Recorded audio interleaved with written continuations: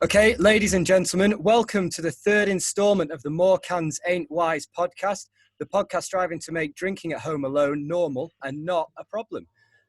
Joining us today, I'm Ben, your host, and my co-host, James, as always. Hello, James.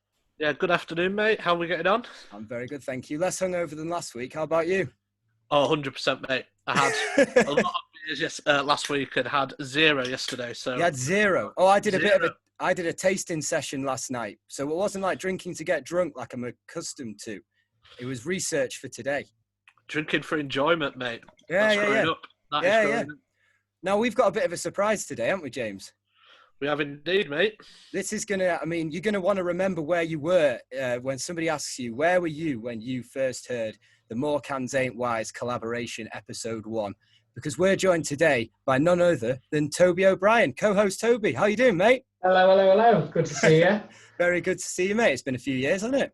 It has indeed. That's a brilliant introduction as well. Wasn't expecting that. Well, we're not very good at editing the audio, so you've got to do it in one take. So it's got to be nail it.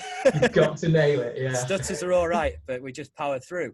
Basically, how it works is an hour and 15 of rambling, and then Ben cuts out some of the swear words. That's about it. Yeah. Oh no, we keep the swears in. The swears stay in.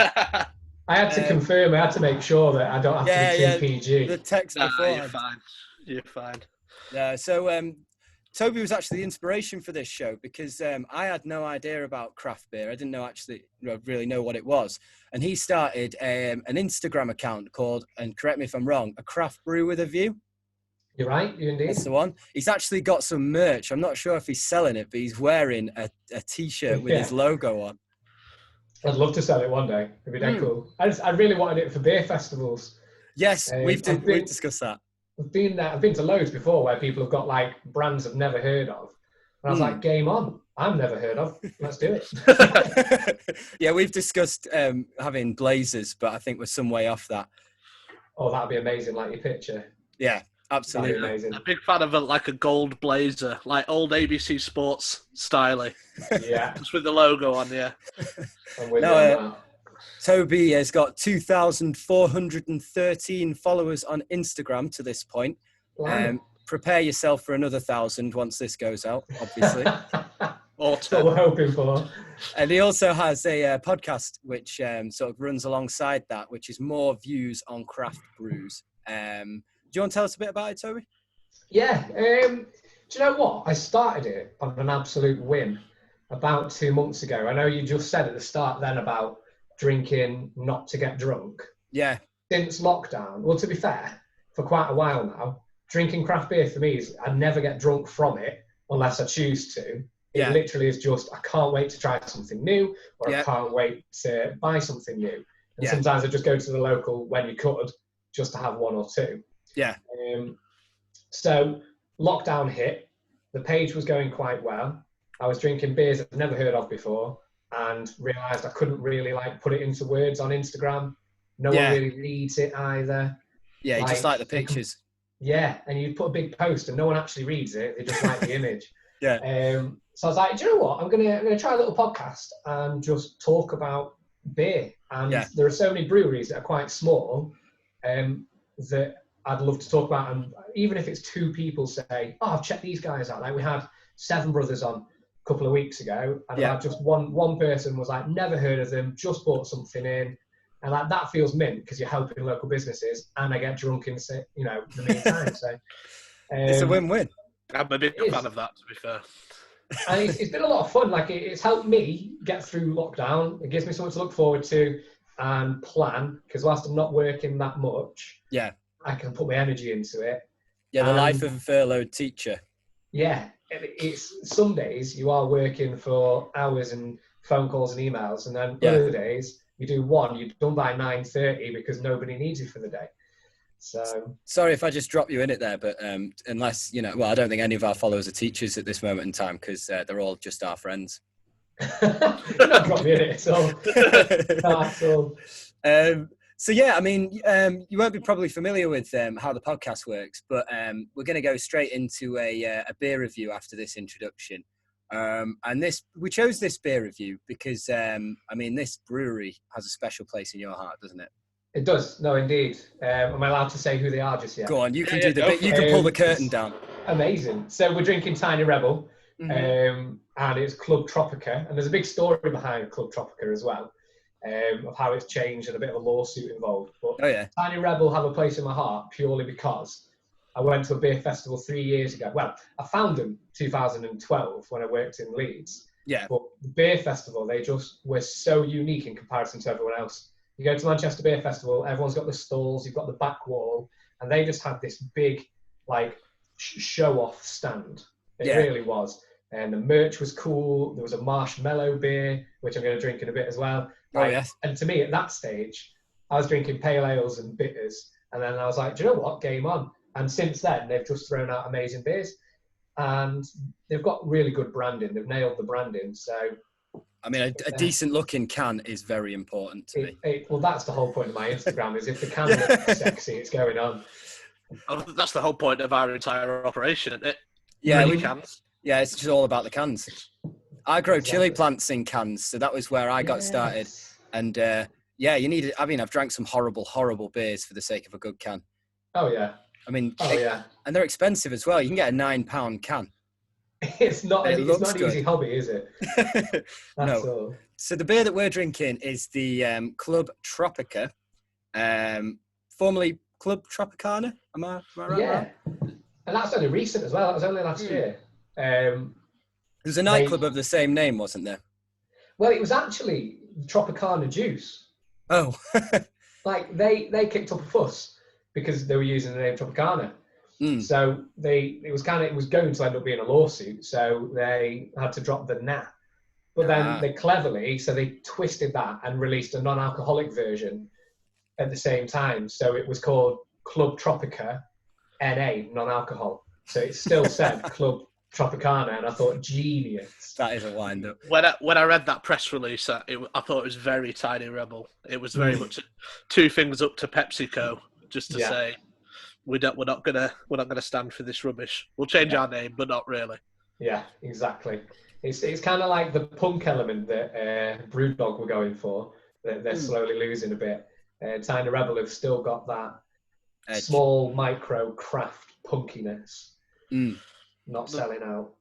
What do you think of the beer then, James? What are we saying about it? Well, let's go. I mean, Toby's hit most of the background stuff I was going to say. It's bang on, man. It's so tropical IPA. So what you're looking at tropical IPAs is we're going to have a fruit element and we're going to have a hop element. And usually the fruit will come first and the flavour will finish in hop. So on the nose, we're talking peach, we're talking mango. That's what you should get smell-wise. And then taste. Because it's from concentrate, it's going to be really, really heavy on fruit. But it'll finish like bitter. So it's Simcoe, Mosaic. They're all American hops. And it should finish on like a piney bitter flavour. But it's just like the beer the first couple of weeks, actually, being big summer beers. Again, this is why we've gone for it. Is definitely this is a great summer beer. Also, food pairing wise, like I think this is the perfect curry beer. If you go out for a curry, or it's, I mean, the other thing that I've got written down is I think it's a great alternative to white wine for seafood. But I think for curries and stuff, this is one of my favourite beers to take out for a curry.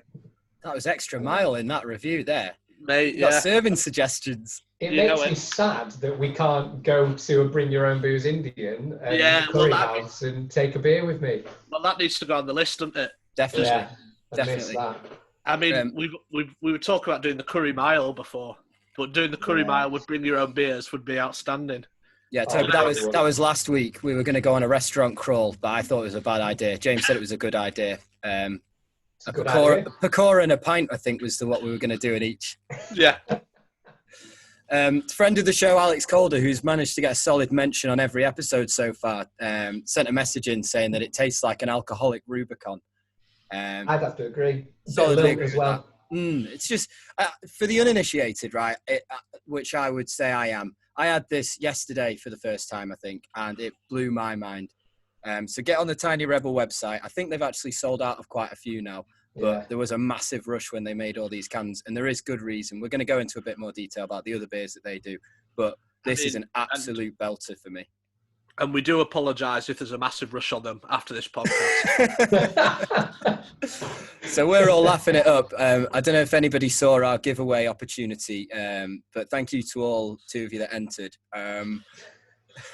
What we're going to do, I think, because there was 2 people who entered, I am going to send them both a can in the post. So Jordan and Kane, cheers, lads.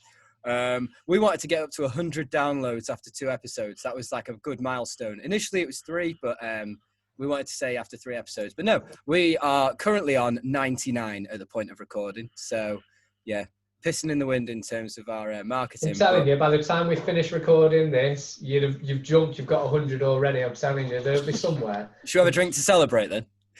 You've hit 100. To be honest, I'll go on my phone right now and give you the 100th. Oh, that's a bit artificial. I'll tell you what, actually, I went to go on your podcast, Toby, yesterday, and I started listening to the Tiny Rebel one, and I thought, it's not going to be an authentic Ben review if I listen to what you guys have got to say. But you guys called Punk IPA a gateway beer, and so did I, so I think we're on the same sort of path. Yeah, I think definitely. Well, that kind of segues quite well into what I was going to say about Tiny Rebel, in terms of, for people who don't know Tiny Rebel, I think they're a fantastic gateway or first step into the craft market. Like definitely. Toby mentioned before, like the marshmallow porter, the Stay Puft, that's kind of one of their staples, their big hitters. Yeah. The Peaches and Cream, they've got a peach IPA. Gorgeous. Great beer. Pump Up the Jam, which is a raspberry donut pale. We need to say a lot about that. I tried that yesterday. Oh my God. One of my favourites. I can't believe, you hear when people talk about it and they say like, oh, it's like a jam donut in a can, and you think, yeah, piss off, it's just going to taste like lager like the rest of them. Yeah. Not true. No. When they get it right as well, I've had it on cask before, and it was absolutely unreal. Like you just get slapped with the jam, and it seems like a gimmick. It seems like it's going to be a gimmick, and it's not. Exactly, it does. They've got it completely right. Yeah, definitely. But yeah, I think it's their whole ethos, isn't it? That the branding, the flavors that they do, and how it's served. Like there is some cask and some keg, but there's a big focus on cans as well. Yeah. And I think if anyone who's looking to get into that beer or hasn't checked them out before, go check them out. They do have a supermarket presence as well. Yes, they do. I mean, it says enough that the restaurant bar that I'm at the moment, I've got two of their lines on and 5 of their beers in the fridge.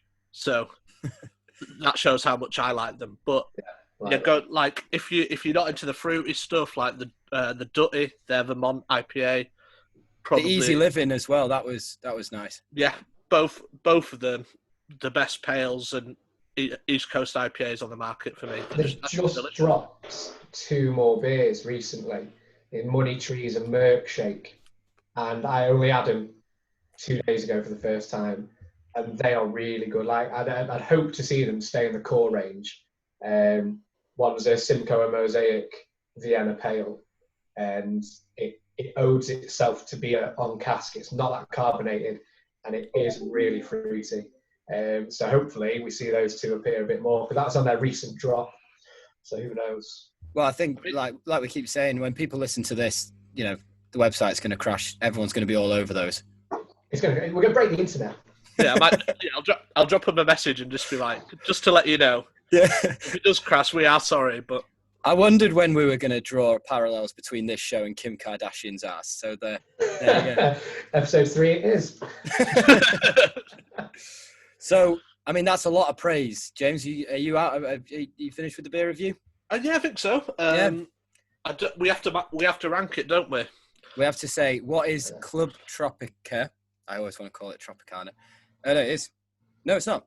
Club Tropica. Not doing very well. Makes me want to sing, but I guess I'll keep what are we rating this out of 10? Should we do an aggregated score from all 3 of us? Yeah, let's do it. I'm going to go 8.5. Blimey.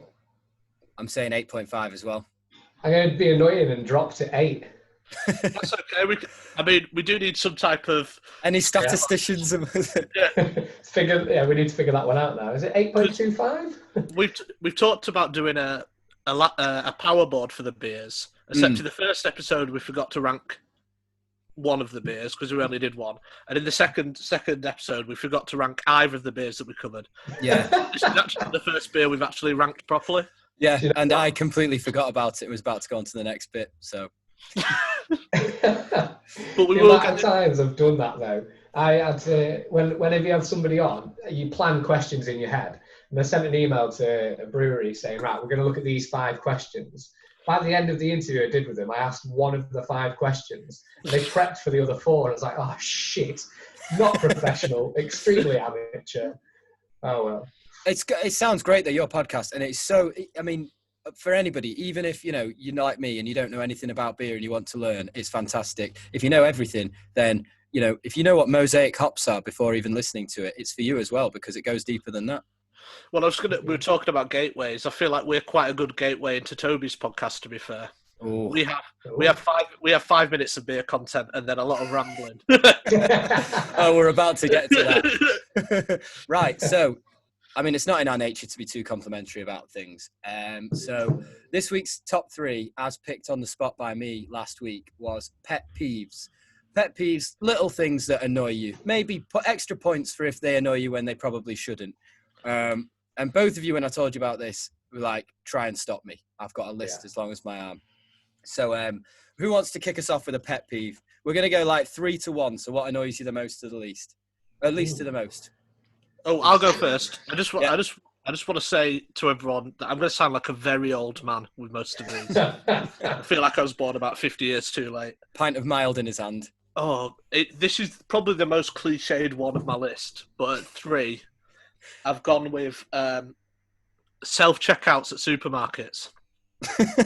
Oh, that cuts me deep. I used to work on them a few years ago. I cannot deal with them. Like, everyone else, like, I like to think of myself as like an intelligent man. Like, always better too.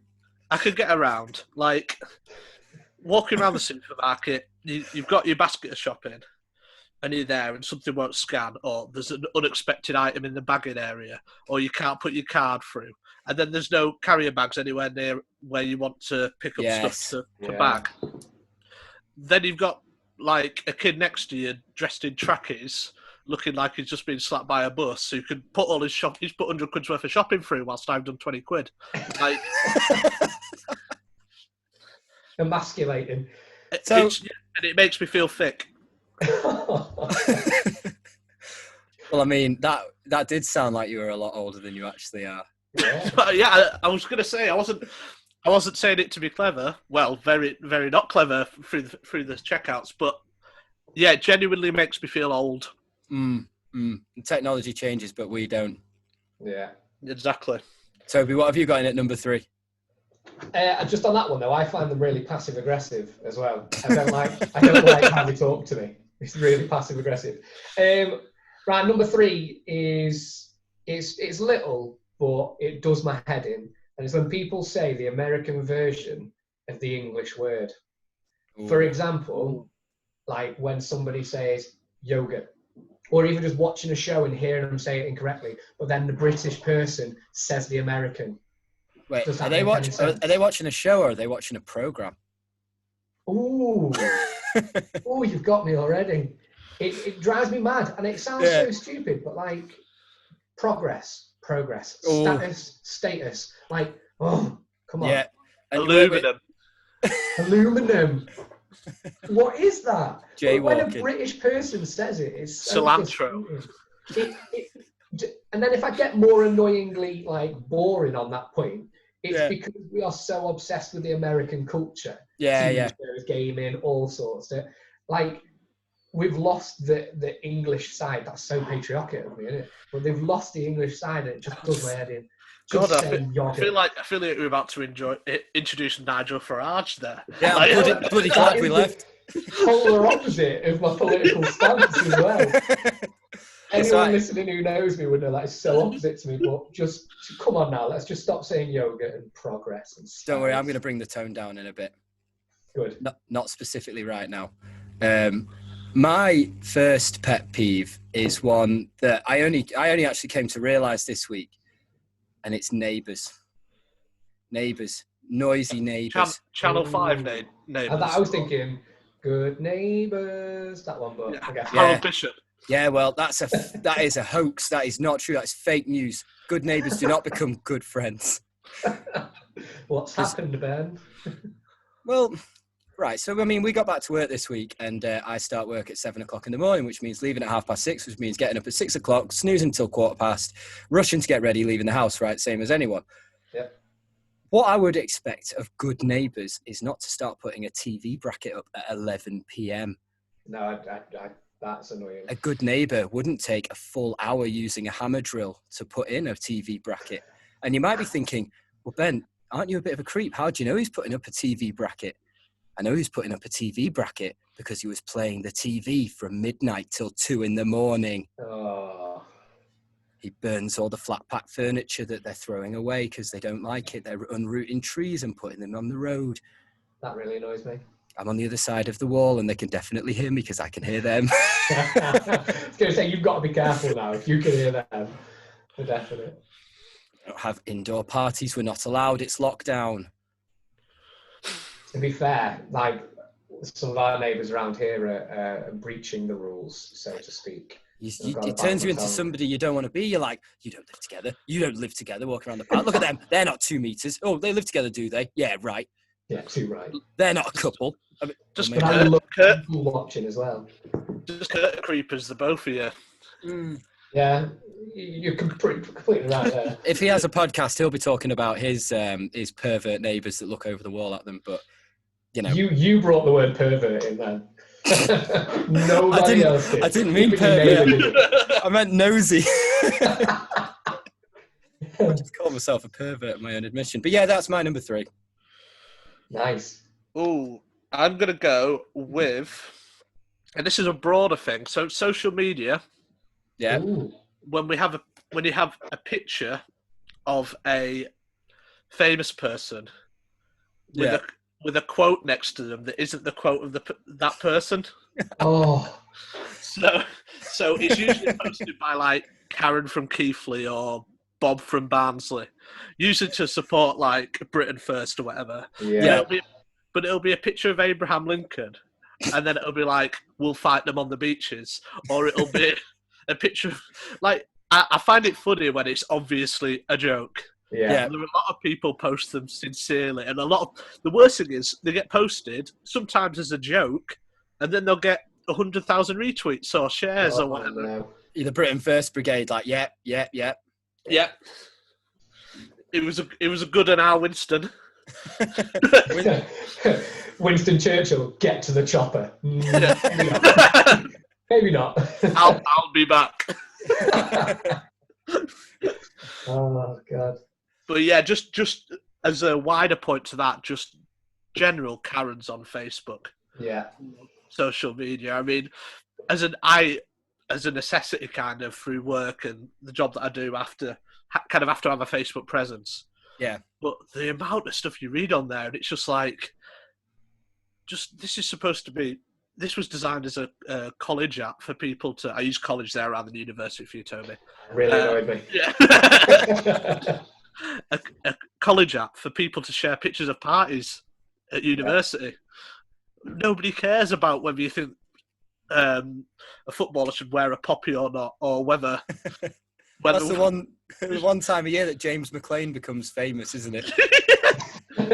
If I could buy shares in James McLean and buy them like last week in October and sell them all just as Remembrance Day. Oh, go on, Toby. What's your number 2? Right, this one's just completely different to anything, and it hits me every day. And if you don't play the game, then you probably won't get it. But if anyone plays Call of Duty, right? Yep. When you're shooting somebody and you've opened a full load of a light machine gun, a submachine gun, a sniper, right? And 30 rounds go through him, he's alive and he still manages to kill you. Who the hell can withstand that many bullets? And a sniper, who can get hit with a sniper and still survive, particularly if I've got you in the chest or head or wherever it is, it drives me mad to the point where I go back to being 15 again. Yeah. And I have to turn my Xbox off or I throw the controller on the floor. And it is a pet peeve because it happens every day. It won't annoy everybody. The other half doesn't understand it. How? The inaccuracy. It's supposed to be a game. We pay a lot of money for this. Why is it happening? You see, now at least you were beaten by a worthy opponent. You know, if you can take multiple loads of ammunition in your chest and still survive, you know, at least you were beaten by the best. Oh, you were beaten by the RoboCop of the war world, weren't you? It's not their fault they're solid. Oh, that angers me even more. I've started playing FIFA again. And, you know, when you got a couple of free hours, you think, you know what, I'm going to treat myself. I'm going to go play FIFA and get beat 8-0 consistently. And just watch your whatever points just dwindle down. And then you get off it. Knows when you're angry. Oh, yeah. It detects your emotion and it purposely messes with you when you're angry. Every time. You're winning 2-1, 85th minute, 2-all. You're right, I can bring this back, right? I've got 2 minutes left. And they know you're angry. You lose 3-2. I think that they have some sort of ties with the Xbox controller manufacturers. I'd agree. I think there's a conspiracy here. I'm telling you. Do you know what I absolutely hate? Devil's advocates, right? So you come home with a story and you're raging and you're like, you know, fucking hell, I was running in the road the other day and then I went to go around this person and then I couldn't, there was a car coming, so I had to go near them. And then, you know, it was just like they shouted, "You wanker!" And you think, how out of order is that? I was trying my best. And then somebody goes, well, you could have just slowed down and gone behind them. Oh no, why are you sticking up for this fictional person that you don't even know? Stick up for me. This is going to be a tough fight for you here, Ben, because I feel like, one, I am that guy, and two, I feel like it's a necessary balance. I feel like you can't go around with the rage in your heart. You can't do it. I want everyone to agree with me all the time when I'm raging about these things. I totally get that. Toby, in episode 1, I went a bit risky and told a joke, and I was really hoping James would chime in and stop me so that the podcast didn't sound too bad. And thankfully he did, but I had to go about 3 steps further than I wanted to just to see where the line was. Devil's advocates, man. Can't be asked. No, I totally get that. Particularly if that devil's advocate is your other half. Yeah. That's problematic. I've come to you for support. Yes. Don't you support that person you've never heard of. Support me. Beck and I had a conversation about the pet peeves last night, and I read her my list of what they were, and then we decided that it would be good if I changed them all and made them not about our relationship. Oh, it's such an accurate conversation that I had this morning. So, on behalf of the listeners, Ben, and I know you don't want to let those people down, what was on the original list? You're in trouble here, mate. Get yourself out of that one. I mean, people are different, aren't they? And, you know, just in terms of how you like to keep a household and whatnot, we have different views, which everybody's different. But if I'd have known it about her before I'd have got with her, well, who knows? Well, like a seasoned politician, that then. Didn't you somehow? Nah, completely joking. No, this was actually a pretty good list. That was pretty solid, apart from the fact that I had to swap one out. Oh, I just want to know that one. So that'll be a podcast extra. So, boys, I've got a pretty strong number one. I bet you have. And it annoys me all the time. And it is, I've umbrella termed it, but it's football tourism. I hate it. I absolutely detest it. So we're talking Mexican waves at the football. We're talking Arsenal fan TV. Oh yeah. We're talking people taking pictures outside the football. Like it's not difficult. A day in the life of the football is wake up, go to the pub, watch the football, go back to the pub. Maybe match of the day, maybe a Chinese. Depends if you win. At no point do I want to speak into a microphone. Do I want to take pictures of the ground? Do I want to buy a collector's edition program, spend an hour in the club shop? A half and half scarf, perhaps? Mate, don't even get me started. Like, if I was in charge, if I'm Boris now, God forbid, anyone caught with owning there'd be an amnesty period, like a knife amnesty, but for half and half scarves.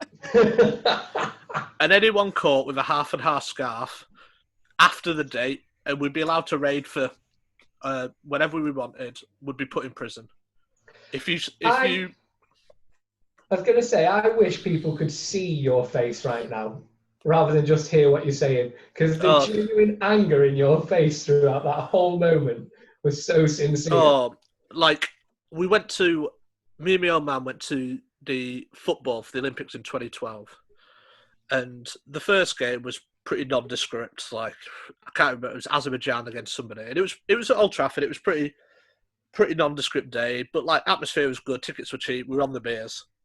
And in the second game, the UK were playing, and there were a few players that we knew and whatever. And we're getting into it. Had a couple of drinks or whatever. And a woman behind us goes, "You shouldn't be using that language in a football ground." And I was like, trying to think back to what I'd said or whatever. And I'd called the ref a clown. And she's like, "It's a bad example to set to the kids." And I was like, Is this what my Saturdays are now? Is this how this works? Oh, no. Yeah. So, football tourism, you can fuck off. Don't go to Soccer Aid. Whatever you do, James, do not go Soccer Aid. Yeah. I mean, it's not high on my list. It's not on my bucket list. I'm not going like, yeah, I need to go to the Bernabeu. Camp Nou was class. Dortmund would be decent. Oh, Soccer Aid. Get it on. You don't want to watch Gordon Ramsay doing stepovers? KSI having a few shots on target. Right. If the thing about that is as well, that's another pet peeve. Right. So, Gordon Ramsay, if he wants to cook me a meal, fucking crack on. KSI, if he wants to make me a YouTube video, perfect. But don't do anything else. Everyone should be staying in their lane. Like, I don't want to see. All these wrestling matches and boxing matches and stuff. I don't want to see Barry off EastEnders playing football. Well, I probably do, to be fair. But like, I don't want to see a Z-lister off Hollyoaks playing football or celebrity darts. I don't care. Oh. You'd take it though on telly at the moment. Oh mate, yeah. I mean, did you see the at-home darts that they were trying to push? On it, yeah. And then they've been like, would everyone be interested in at-home darts after the lockdown? No, we wouldn't. Like, the only reason anyone ever goes to the darts is to get pissed up and watch some fat blokes throw out a board, isn't it? Oh yeah. I'm not going to watch it from home and have like 20 pints of lager.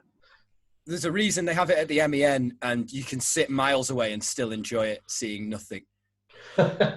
Yeah, we did Leeds a couple of years ago. It's a pretty attritional day. Like, beers are expensive and you can't see the board, but everyone around you is very drunk. So the only thing to do is get as drunk, if not more drunk than they do. Yeah, and then at the end of it, you're like, yeah, I enjoyed it. But you only enjoyed it because you've had 10 pints of Heineken. You've not enjoyed it because you've seen any, like, sporting integrity or class. That's very true. Toby, what are we on? Your number one. My number one is so generic, but it's everyday. And it's just genuinely thick drivers. Like, you could be coming up to a roundabout, getting in the wrong lane, last minute change. Just fucking admit that you've gone wrong, go around the roundabout and sort it. Yeah. Or, you know what, actually, there's so much to this. When people brake before they turn, and indicate, then brake. I know when you're going to indicate, you're going to brake then. Yeah. Right? If you brake without indicating, is there a fucking cat in the road? You don't know why. That annoys me. But just thick drivers in general that just don't get it right. And I can guarantee everybody, every day, comes across at least one. And if you don't, then get off the road because it's you. You're a thick driver. I've got a lot of time for this because, like, as somebody who, like, walks to work, where like, I have to get in the train, there's 2 Pelican crossings near our work. Yeah. And at least a third of drivers don't stop for people. Like, on either Pelican when it's on red or... Well, I don't even know the difference between Pelican and zebra, but... Yeah, when one's a bird, mate, and one's like a mammal. That's what I've been going wrong in geography.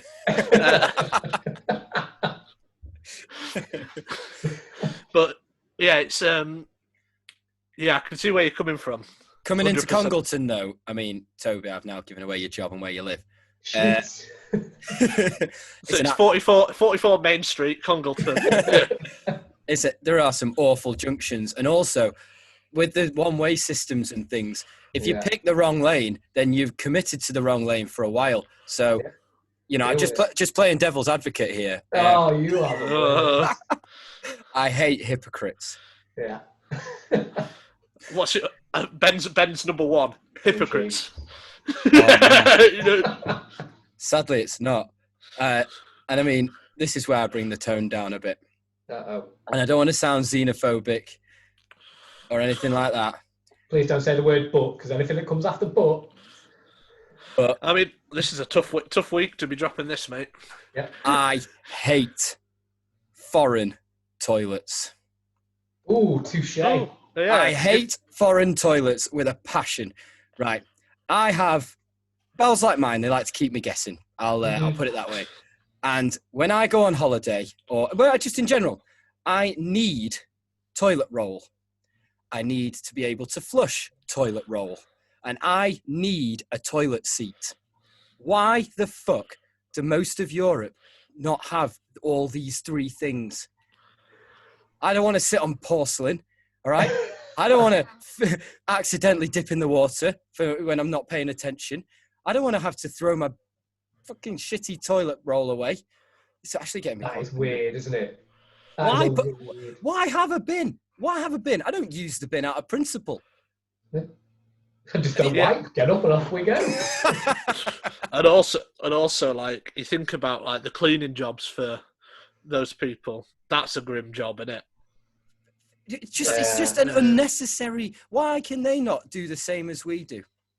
Well, not to be devil's advocate, Ben, but a few years ago, I went to Uganda for the summer. Yeah. And they didn't have toilets, mate. I had to shit in a hole in the ground. But, you count your lucky stars that you could wipe your ass and put it in a bin. Look, I think hole in the ground's an improvement on some of those that I've seen in French service stations. Exactly. Don't masquerade as a toilet. At least they admit. Some of those, man. They admit that, this is a hole in the ground. It's not great, right? Get a mate to hold your hands while you lean back or you'll fall in, right? It's just, that's how it is. Don't pretend you've got toilets. Don't have a really nice hotel and then you get in there and you have to put your bog roll in the bin. No. It's awful. I don't understand why it can't change. And I thought you were going to tell me about how European sewage systems work then. And okay, well, actually, they can't do that because. But no, I don't know. I don't want to know. Sort it out. I'm glad we left. Nigel Farage enters again. Yeah, there we go. We will put up a Twitter poll after this has gone out. So please get voting on your pet peeves, and please suggest us any more you can for next week. We'll give a few a mention.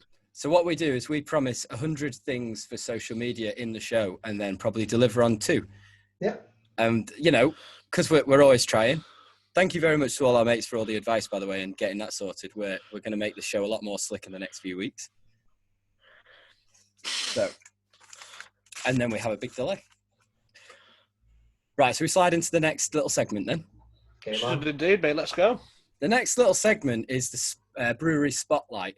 And James did an excellent job last week because he has genuine knowledge about breweries, whereas I don't. I've only knowingly been to one brewery, and this is it. So the brewery spotlight this week is Spotlight Brewing. And Spotlight Brewing are located on the outskirts of Snaith, which is in the East Riding of Yorkshire. They have 4 core beers that I could see on the website. One more, which is a 3.9% session pale ale. Fragile, which is a 5.8% porter. Spectrum, which is, and I need your help, guys. Kviek. How are you spelling it? Kviek.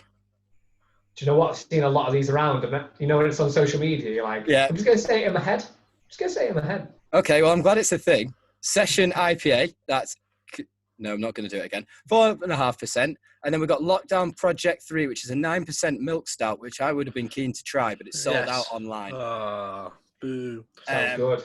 I mean, their other dark beer was nearly 6% as well, wasn't it? Yeah, the 5.8% porter. So it's mad like that. Yeah, I mean, I'm on great form after one of these, so yeah, don't ask anybody else to verify that. Now, the message of this place is the reason that I wanted to share them, and we will put the website out for anybody who wants to buy the beer. But they've got a mission statement, which is a 3-part mission statement. number one, to create great beer, which we will verify and talk about in a later episode once we've tried it. They want to provide a supportive and tailored working environment for people with learning disabilities. Now, when I went to the brewery, Rick, who runs it, showed me around, and not a massive place, but it was providing jobs for people with learning disabilities who were getting hands-on in actually, creating the beer, which was awesome. And finally, he wants to raise awareness and educate people about the challenges that people with learning disabilities face on a day-to-day basis. Awesome. You can't, it doesn't get any better than that, does it? They make beer and they're doing wonders for the community. So I've already mentioned Rick. He's the founder and head brewer. I also met Neil when I visited, who is the brewer, and he's in charge of quality control. The next member of the team is Matt, and he's in sales, and he is the packing wizard. There's also Kev, who is the brewer and cleaning legend. His favourite beer is Guinness, which we'll come to later on, as we do in every episode. And then the newest member of the team is Joe, and he's an all-rounder, which, fair play. Not really much more to say on that. But yeah, we're going to put the information out about the beers, and if anybody fancies trying them or sending them a message, that would be absolutely fantastic. But yeah, this week's brewery spotlight is Spotlight Brewing. Fantastic, mate. Yeah, absolutely. Sounds great.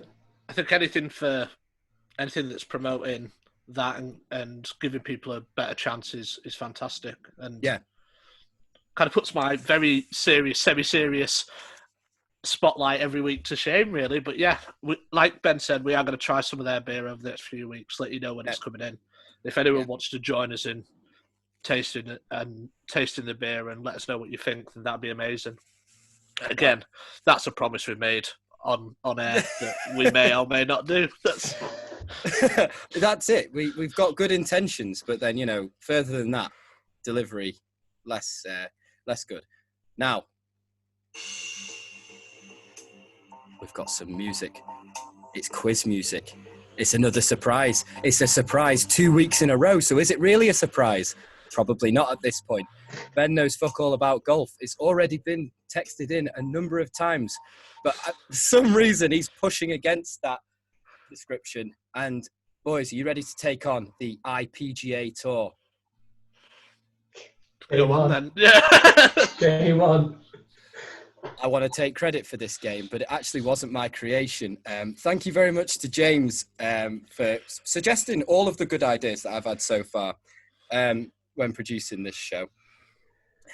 I've got for you 6, in effect, golf holes, and you're going to try and guess the beer that's being described. Now, for example, on a par 2, you get 2 clues. Whoever guesses first wins the hole and the subsequent points. If you get it in less than par, so say it's a par 2, which I know doesn't exist in golf before you texted. James Bell's ready, isn't he? That Ben doesn't know anything about golf. No more backlash. Well, I actually put that to the test and decided to blow the dust off my golf clubs and play again the other day. And no, fair enough. I know fuck all about golf and had a miserable time, but it was nice to get out. It's nice to be away from the devil's advocate for a day. The old devil's advocate. So for example, the first one's going to be a par 2. Now I'm going to say the first clue, and if somebody guesses it after the first clue, they get 1.5 points. If they get par, they get 1 point, and if you get it after par in the last clue, then it's half a point because it takes half a point off. If nobody gets it after all the clues, then the points go on to the next hole. And I do not have a tie break, so please don't draw. Don't tie. Right, Toby, don't tie. Yeah. I know. Tell me you're keeping score though, because I'm already lost. But game on. Yeah. All you have to do is guess what the beer is that I'm describing. We're just guessing beers. I think not the brewery. That works for me. Not the brewery. It's the beer itself. Okay. Now, right. You guys are the reason that I know anything about beer, which is again, you could write on my thumbnail the amount I know. So in not being able to ask either of you about this, it's a bit of a hash job. So I apologise if this is too hard, too easy, or stupid. Or all of the above. Or all of the above. Boys, you ready? I'm ready. I'm ready, mate. Let's go. Okay, so this is a par 2. Clue number 1. Brewed in Bakewell, 4.2%. Thornbridge. No, don't know. Bakewell Thornbridge, isn't it? I might be wrong. It's not Jaipur. Clue number 2. Hell's Lager. Oh. Is Bakewell Thornbridge? Because if it is, their lager is called Zara. Tzara. Zara. No, it's not. Oh, I thought I beat you to it. This is wild. I mean, I would have got this, but only because I made it. Okay, this is for half a point. Named after the mediocre Liverpool midfielder who moved to Lazio in 2017.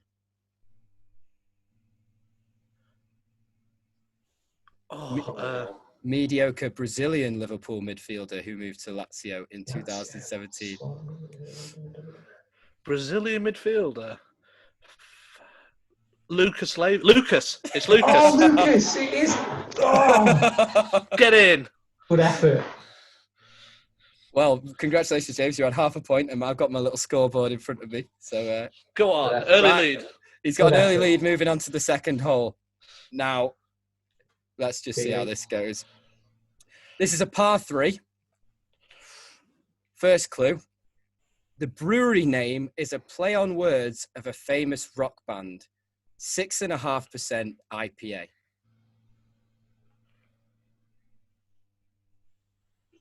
A famous what band? Rock band? Rock band. It's a play on words. James, that's called a pun. Just to help you out. Or as the Americans call it. Right, okay. They are a New Zealand-based brewery. Oh. 6.5%? Was it IPA? Yeah. It's Yeasty Boys, Gonna Matter. Oh my God, he's bloody done it in less than par. That's mint. James, fair play to you. I can't believe that. Right, I thought that was going to be a really tough one. The third clue was Earl Grey IPA, but... I'd have got Yeasty Boys from that, but I wouldn't have got it on. Fair play, James. Bloody hell. Right, okay, so this is a par 1 again. This only exists in North Korea, where the likes of Kim Jong-un are playing golf. He knows a lot about golf. We should get... If anyone's listening from North Korea and you can get him on, we'll do a full episode on him. We'll sack the beers off and just do the golf. Yeah, we haven't got a pro membership for our statistics analysis, so we don't actually know if anybody is listening in North Korea. But yeah, if you are, well, let's just assume so for now. Yeah. Okay. Glass half full and all that. Because I think Northerners are more sound than Southerners. So does that count in the Korean sense? It's probably the reverse. So. It's probably the reverse there, though, isn't it? I don't know. There might be. What, Northerners are dead rude? Don't say thank you or anything. They do as they're told. Right. Not many devil's advocates over there. Right, I'm moving. Right, so I nearly read out the name of the beer, which I've underlined. Right, clue number 1, par 1.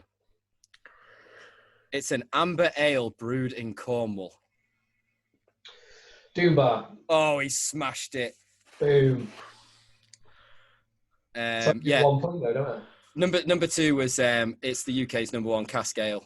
And did you know a Doom bar? Or no, actually, I'm not even gonna. That's not even true. God, I wish I could edit that out. Okay, so here we have another par 3. So there are points up for grabs if it's obvious. Okay, clue number 1. Brewed in Berkshire, it's a 6.5% stout with hints of coffee and chocolate. Berkshire.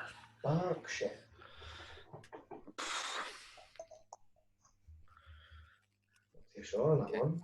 Okay, I'm going to make the clues a bit easier because I thought that would trigger a bit more.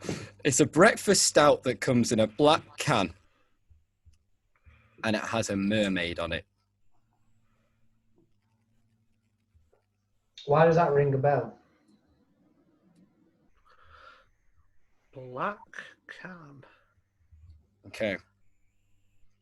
The fact there's a mermaid on there, this is an additional second clue, should give you some sort of hint towards the brewery. The fact there's a mermaid on there. I only know one Berkshire brewery, which is West Berkshire, and they're tiny. Oh, right. Okay. I'm struggling. The name of the brewery is Siren. Oh, yeah. I knew it was Siren. I don't know what that beer is called though. I know. Oh,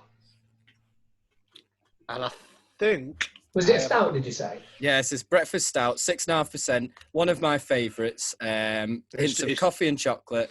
Black can with a gold mermaid face on it. it's just arrived in my beer 52 as well. Yes, it has, and I've just gone and bought another one yesterday. Isn't it? I can literally go to the fridge now and get it, and that's annoying me. I feel like I've had it from Honest Brew before. Is it like broken something? I'm gonna give you half a point for that. Broken Dreams. Oh, right. It's broken. I'm gonna give Toby the half a point there because I would never have got it without that. Right. Okay. So we move on to the next one, and I can't read my own writing. This is a par 3. No, you know what? Par 2. No, it's a par 3. Right. There's I thought it was going par 4. Then I thought it was. No, I've only written. Going to be impossible. Right. It's a par 2. It's par 3. Clue number 1. It's a 4.6% lager, originally brewed in Sweden. Swedish lager.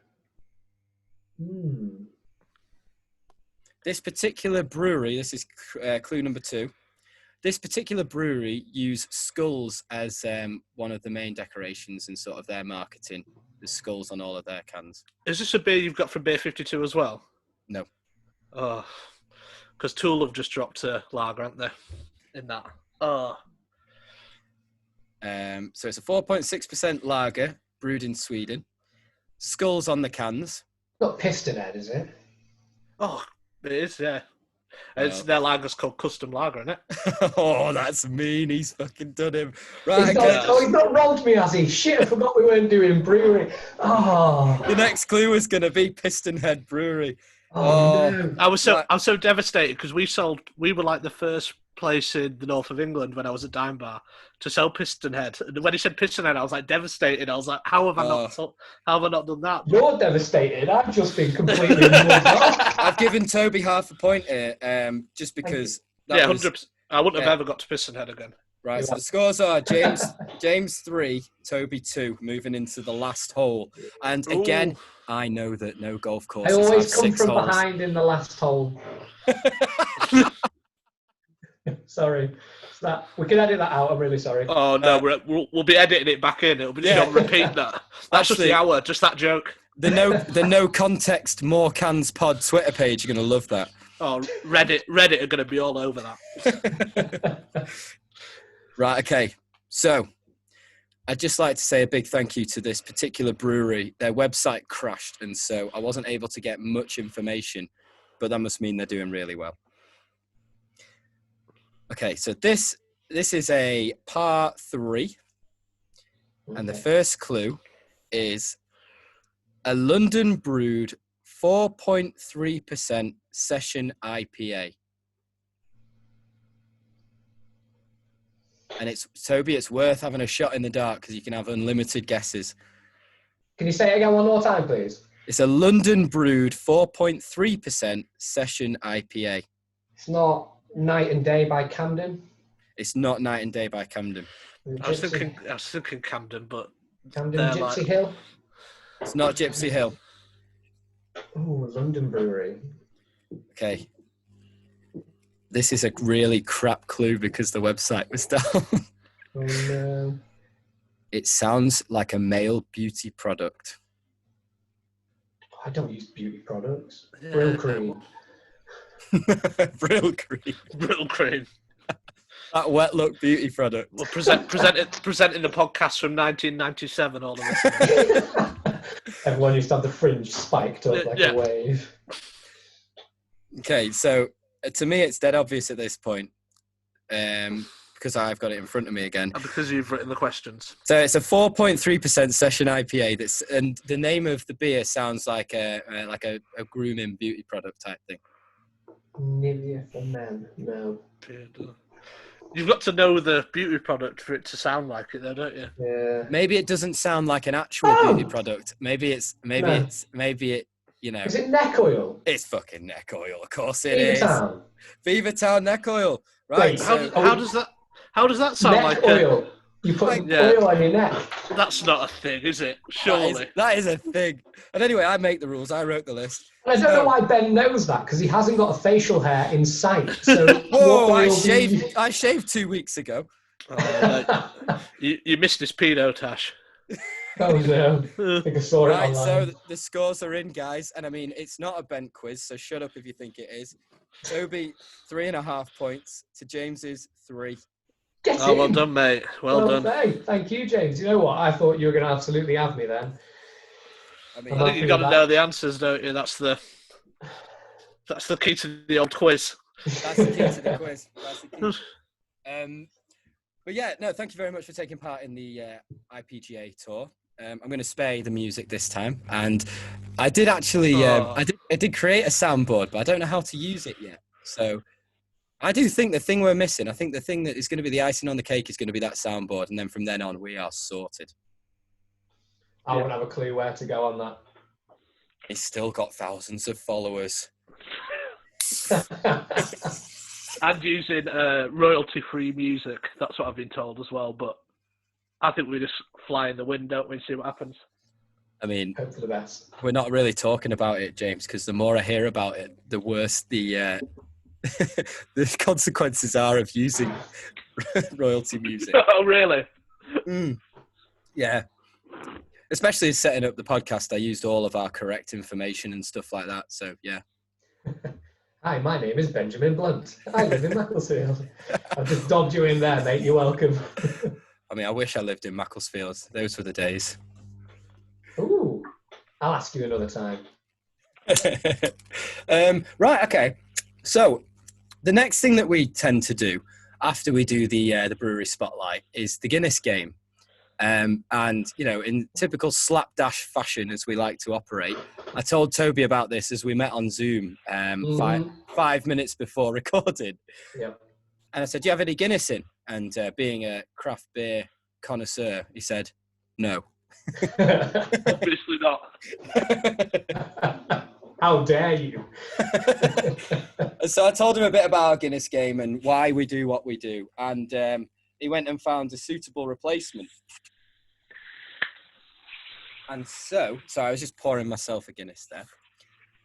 We're going to do the live Guinness game with 3 people. Now, Toby, we all take it in turns. And by all of us, I mean just James and I, usually. Lifetime score is Ben 1, James 1. Yeah, so pride was restored after I cheated in the first round. Cheated and still lost.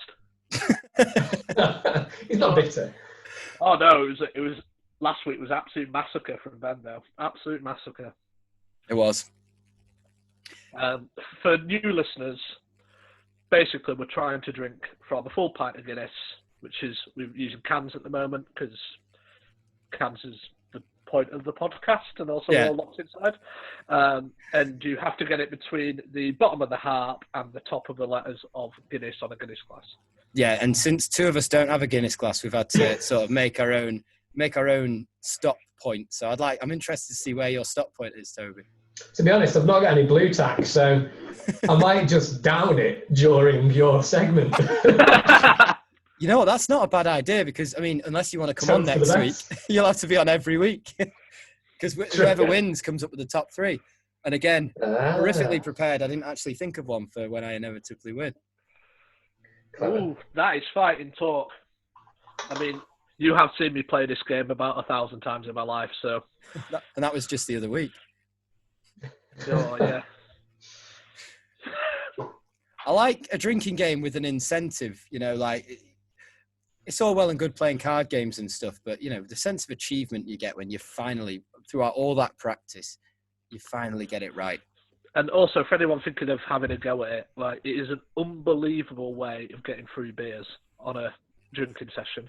Because you have one go at it, you've drunk half your pint, and then it's like, well, I might as well get in the queue because 10 Guinnesses. Well, last time we were out, 15 Guinnesses. Is it Guinnesses? It's Guinness. It's Guinness. Guinness. It takes some time to pour, doesn't it? If you're in a round of 15. Yeah. 15 I call it people. Guinness. Guinness. Just Hey, to be devil's advocate. ladies and gentlemen, anybody want a Guinness? You're the worst. I'm never coming back on. All right, how many minutes have we been on until we finally broke him? As defending champion, Ben, do you want to go first? Go on then. Right, now, Toby, we've been practicing our commentary skills. And I think we want to test yours, to be fair. Oh, shit. We're putting you right on it now. We commentate on this, and it's really hard because in episode 1, we were talking about how hard it is to commentate on tennis, the back and forth, where there's not a lot to talk about, but you still have to fill in time. Yeah. Essentially what we're doing here. This is how I feel. So we're on Zoom for those at home, and I'm about to commence my pint. With the customary blue tack, I like it. The customary blue tack. Now, you'll be interested to know, a bit of a behind the scenes, the blue tack actually comes off, and I do wash the glass between weeks. I don't believe you. Not many people know that. Thanks for the insight, Ben. Yeah, well, that's the behind the scenes at More Cans Pod exclusive. This is the kind of content that will be available to our paying members in future episodes, but for you now, enjoy. Right, okay, so 3, 2, 1. Do I have to commentate? And here we have Ben gracefully drinking. Oh my God, I think you've missed already. Glasses. It's an undershoot. It's an undershoot. Embarrassingly, does your husband. And as always, Ben just undershoots with his lips once again.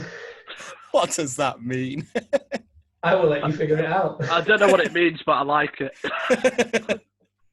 Right, okay, so that is, I reckon we're at a millimetre short there. I took the blue tack off. No, he's absolutely bent the system again there. He was at least 3 mils short. Okay, so I'll take 3 mil. I'll take 3 mil. Knowing how badly I play this game. He'll take 3 mils because he knows that I'm likely to miss by half a pint or more. See, James has been carrying around a 2 metre long stick to keep people away from him in public, and we're going to use that to measure how far away he is when he does his pint. I mean, the temptation every week is just to down it, and then I don't have to pick the pet peeves. But when you were telling me, you were miles away, I was thinking, right, smashing. Right. I'm about to start commentating, and he's already next the whole thing. Has he gone about 4 inches further than he had to? James, we spoke about this last time I met you. Right, so I mean, I've missed by about 2 centimeters. It's all well and good doing the chat going, I hope you win, but and then he goes and does that. I think he just did that on purpose. He's missed by an inch. I didn't. Lifetime score, annoyingly, Benjamin 2, James 1. That's gonna hurt. And now, Toby, you did say you were going to down yours. I'm tempted to, but it is a 5% porter.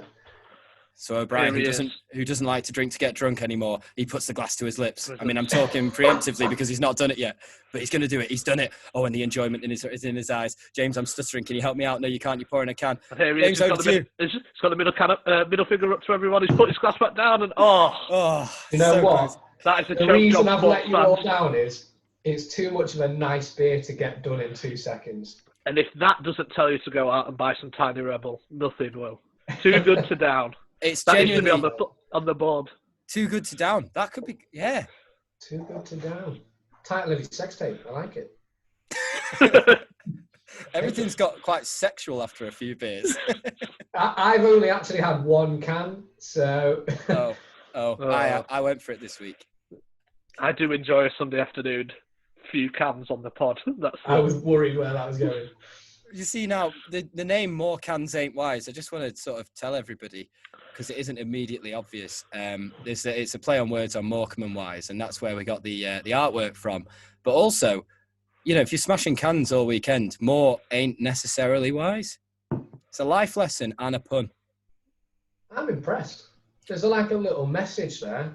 Yeah, there is. I mean, I don't adhere to the message, but, I think the joke is that we don't adhere to the message in it, but I like it. Soon to be with our blazers around the streets of Manchester, Leeds, London, etc., pretending we're Morecambe and Wise after 10 pints. That's the idea. No, James. After 20 halves.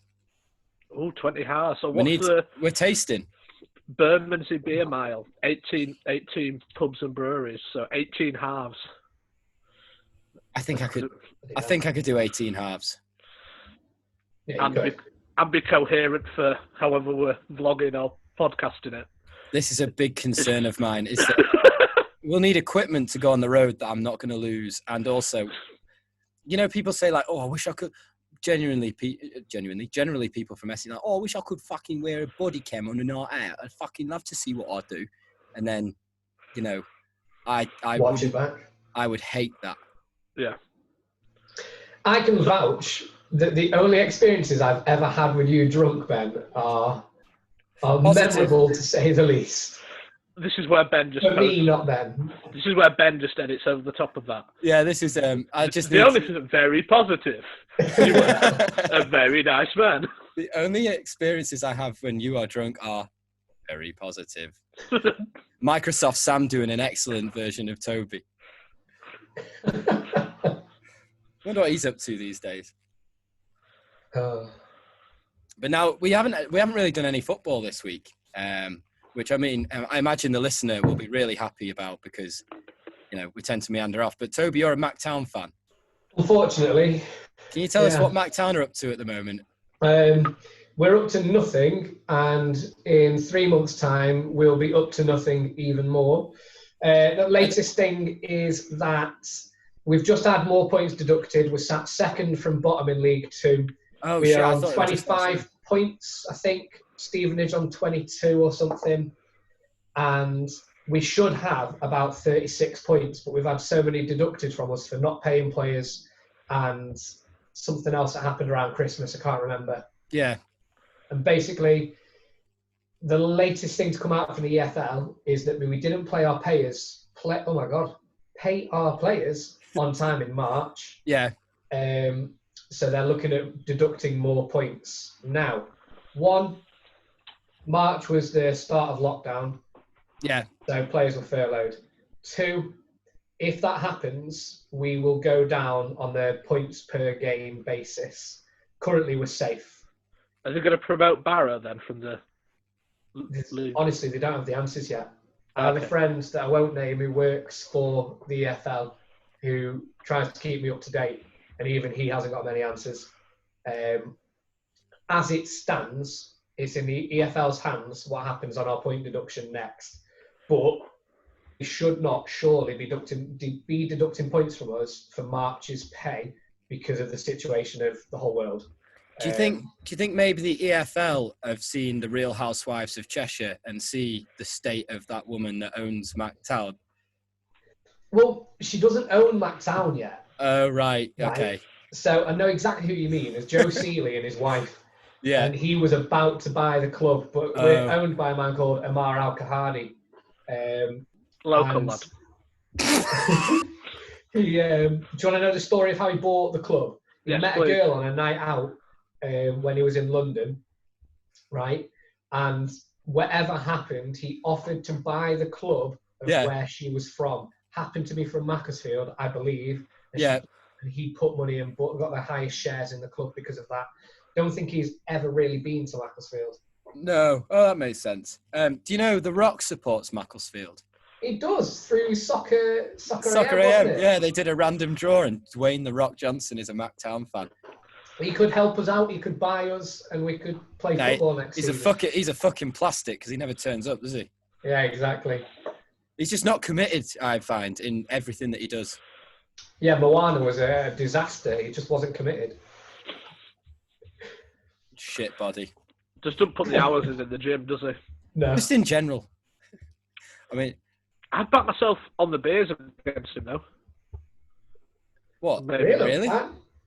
Just on the beers. He strikes me as somebody who drinks like a bloody Carlsberg or something. I know he's not British, but it doesn't strike me that he likes good beer. Like Pabst Blue Ribbon or Bud Light, Michelob Ultra. Oscar Blues or something. Yeah. I mean, they're all my favourites. Yeah. Tell me more about these. I've never heard of most of them. A bit of an interesting trivia fact that I learnt this week. You know Vin Diesel? Uh-huh. Do you know what his real name is? Groot. Mark Sinclair. Oh, It's not very badass, is it? that's Trevor's such brother. a letdown. Vin Diesel sounds like he drinks neck oils. Mark Sinclair sounds like he's recently quit drinking. He drinks that beauty product for men. I like them. Sell them in the supermarket. That's my new criteria. It used to be how strong it was and what percentage it was, and now it's just how easy it is to get hold of. Yeah. Oh, I yeah, find myself at the moment between wanting to support local breweries, going direct to the brewery, Yeah, and then seeing the range that's coming out at Tesco, Morrison's, Sainsbury's, and going, yeah. they're good beers now. There are some really good beers that you can go and get. And I toy with, do I support local businesses or do I go and get smashed for £7? the 4 for £7. The legend of the 4 for £7. One of my pet peeves was going to be about being awkward and polite awkward. Oh shit, that's me. So like going to Subway and saying please and thank you about 100 times as you please and thank you every salad item. And I went to a local business to go and get a beer yesterday, Dexter and Jones in Knutsford. And I picked what I wanted. I was very happy with it. And I took what I had to say. He said, is that everything? I was thinking, yeah, go on. Could I have a recommendation, please? And I thought, this is going to be awful. He goes, are you looking to spend, how much are you looking to spend? Like silly money or not silly money? I was like, in the middle, whatever. Just, I'd like a stout, which isn't too strong, won't blow my head off for not much money. So I don't know how I walked out of there with an 11.5% £9 stout, but it happened. God's sake. I'm proud of him. As somebody who sells beer for a living, I'm proud of him. It sounds amazing. If you could get that upsell, that's what I'm talking about. He knew. He saw me coming. He saw me coming. This guy doesn't come in very often. Right? Okay. Here we go. But no shade against him because it was a fantastic beer, and also we'd love to have you on. Not that you're listening. Yeah. Please send him an email at the end of this. Hey, I'll tell you what, actually, he used to be in a super group with like Gareth Gates or something like that, and he was part of the first gay kiss on Coronation Street. Bloody hell. Yeah, it's a bit of trivia. One half. No, the first gay kiss was actually 3 men. He was a third.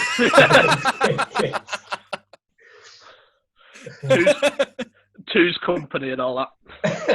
3's curry. Right, boys. I think we're going to have to come to the any other business section, although I don't really want to. James, you got any other business for us?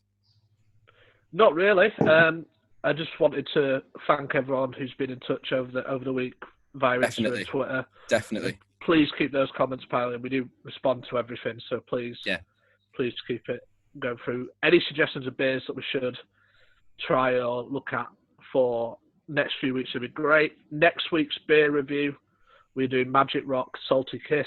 Yes, we are. And I'll post the details of the brewery spotlight at the beginning of the week, and a couple of beers I'm going to try during that. So, again, if anyone's got any suggestions or fancies drinking along with the pod, then please get in touch. Other than that, I'm all good, I think, mate. Perfect, mate. Toby, any other business that you want to share with everybody? No, I literally just want to say thank you, one, to Ben and James for bringing me on, and your kind words as well. Like, I really appreciate that. Plug your podcast, mate. It's absolutely fantastic. This is why you're here.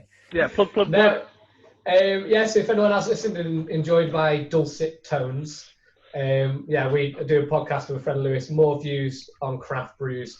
That's a play on words as such from a craft brew with a view. It's just more views on blah, blah, blah. He's so deep into this that he's actually doing puns on himself. Perception. And I think, sorry to interrupt, I do think for anyone listening who's really into the info and the beer side of it, I think those guys smash it with that. So do give it a listen because it's great. Appreciate that. We've got a big brewery joining us next Saturday.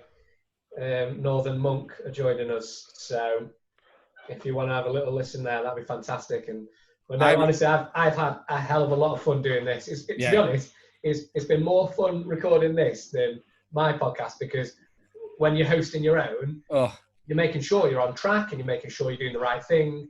On this, I've just been able to chill and have a bit of fun and beat James in a quiz. I don't win. we'd almost forgotten. Yeah. But yeah, on Toby's podcast, I mean, previous big hitters that he's been doing interviews with, I really enjoyed the Brew York. They gave a lot of advice, opinions on Tiny Rebel, which I didn't listen to because obviously I wanted it to be authentic. But the Gypsy Hill episode was fantastic. I tried Hepcat last night. I saw that in the shop yesterday, which was what I bought. Beer. What a beer. Hepcat, Gypsy Hill, awesome. Even to me. And yeah, my any other business, just to round it off, is thank you very much for everybody who's getting in touch. Thank you for letting us know what we're doing right, what we're doing wrong. And yeah, please just recommend us. Also, we're now on Apple Music. So even if you think we're shite, which I wouldn't, not Apple Music, Apple Podcasts, but same thing. Even if you think we're shite and you've got to this point and you've just been hating it the whole time, one, take a good long look at yourself because that's weird. And two, please give us a 5-star review because it, shoots us up the rankings, and hopefully we're going to have that 100th listener very soon. I'll be editing this evening, putting it out Sunday evening as per usual because, well, it's been a good record, I think. So, yeah, thank you very much, lads. And until next time, Toby, hopefully we can have you on again soon. Absolutely. Perfect. Right. Thank you very much for listening, guys. We'll see you next time. See you later, guys. Cheers. See you later, guys. Thanks.